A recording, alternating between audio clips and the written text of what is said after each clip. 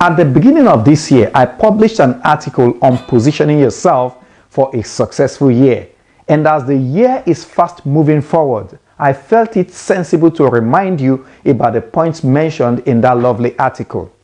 To make something out of the rest of this year, and to make sure that by the end of the year, you won't be biting your nails and be counting your pains instead of your gains. Follow me as I briefly talk about the following points, and these were the points I mentioned in that article. Number one, review the past 6 months.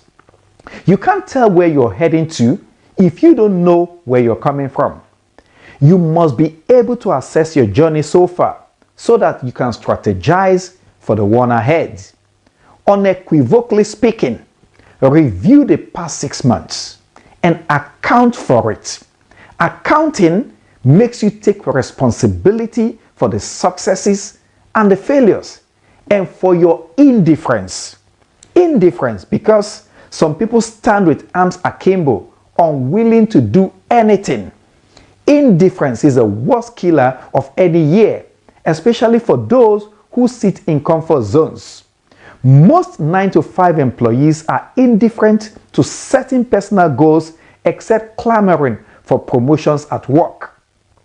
Your honest assessment of the previous 6 months will set the ball rolling for the rest of the year.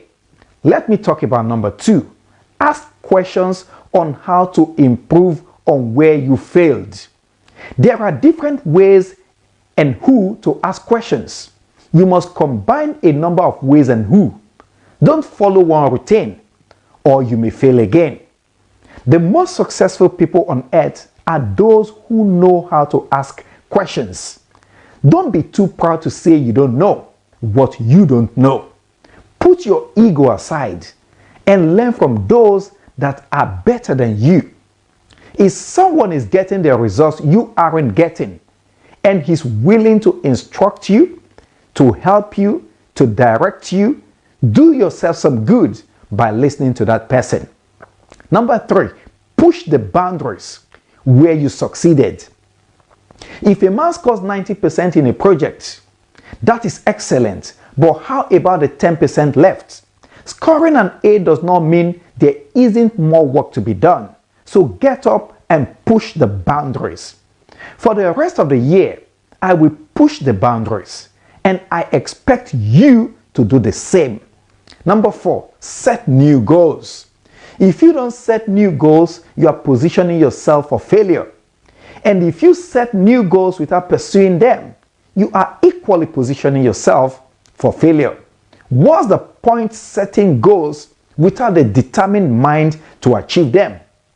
Starting now, you must make up your mind to put some things you want to achieve by December on paper, if you haven't already done it.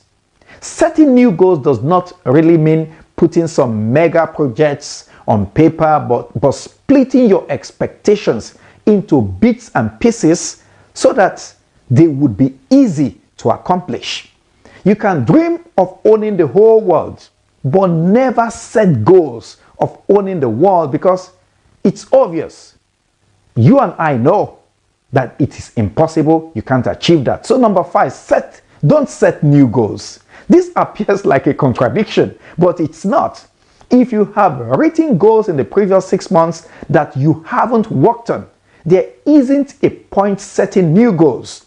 Work on the previous ones, but only simply update them like digital apps. Go into your archives and dig out a plan you had in the past and start working on them now. Dust that sheet of to-do list, review it, revamp it, update it, and move on. 6, analyze the big boys. Before launching my blog, I reviewed the 100 best blogs in the world based on their concepts. I designed my strategy of content creation. And for over 3 years, I have created quality content, articles, videos, and audios. But what I haven't done until now is look into their secrets of climbing high on search engines and monetization. This year, I set that as my number 1 goal, amongst other major goals. To succeed in your endeavor, you must look into what successful people are doing. In terms of content creation, I am excellent, but in ranking and monetization, I was rubbish. But I was fed up with being rubbish, so decided to do something about it. 7. Take your chance. Take your chance. Believe me, everyone's chance does come, but many don't realize it when it does. Most chances come in subtlety, and if your eyes aren't large and illuminated, you will miss it. When your chance comes, please be wise to identify it and take it. Number 8, which is the last point, learn to lobby. Learn to lobby. I have been absolutely ignorant about lobbying, or maybe arrogant about it. It just dawned on me that nothing goes for nothing. There's always a meeting point between success and the ability to spin your way through it. All mega publishing companies lobby for their yearly release titles to be nominated for International Writers Awards. All renowned recording companies lobby for their artists to be nominated in top-rated musical awards. Same goes for film production companies. If these big guns lobby, why can't I lobby in my little way to make little breaks until I make it into bigger ones? This is one of my top priorities for the rest of the year. What are your priorities? Let me know.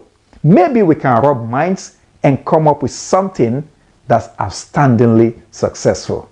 Send me a message, leave a comment. I'll see you in the next video.